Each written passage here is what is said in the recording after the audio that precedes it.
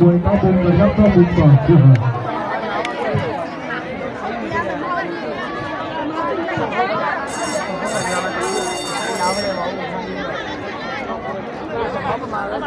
เอาเราไปดูมาชมครับยกที่หนึ่งพี่น้องยกที่หนึ่งเริ่มขึ้นทับในจากอัพไซด์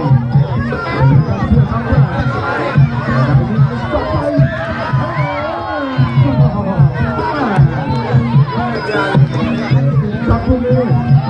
จังหวะจะหายใจได้จุดใจขวาไว้ลงมาจุดใจยกยกใจ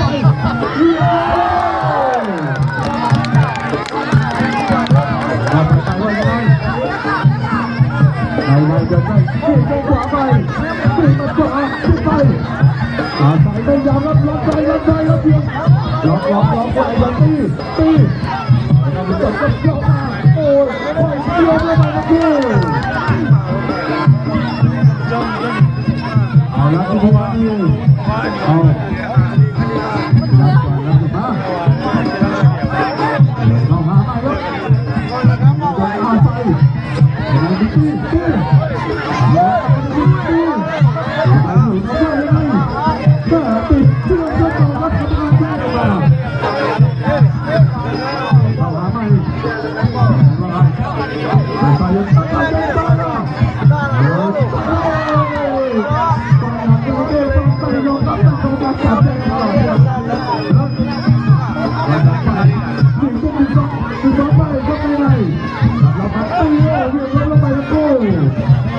ลุกขึ้นมา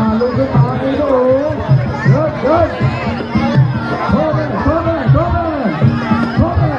แข้งขวาไปโดนเวียนไปลงไป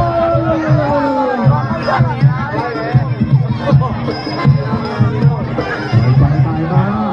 โทไป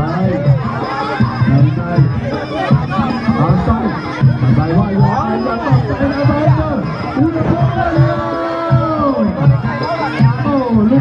ลุกขึ้นมาโทษเราไปมาเจอจะมีสองไป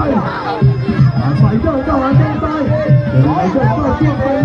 จะพักเวียนเลยแล้วมีเวลา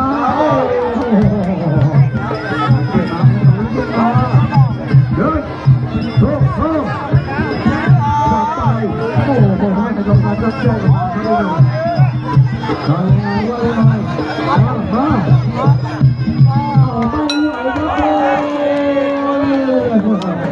ยอมแพ้ครับเอาใส่ไม่ไหวครับหรือว่า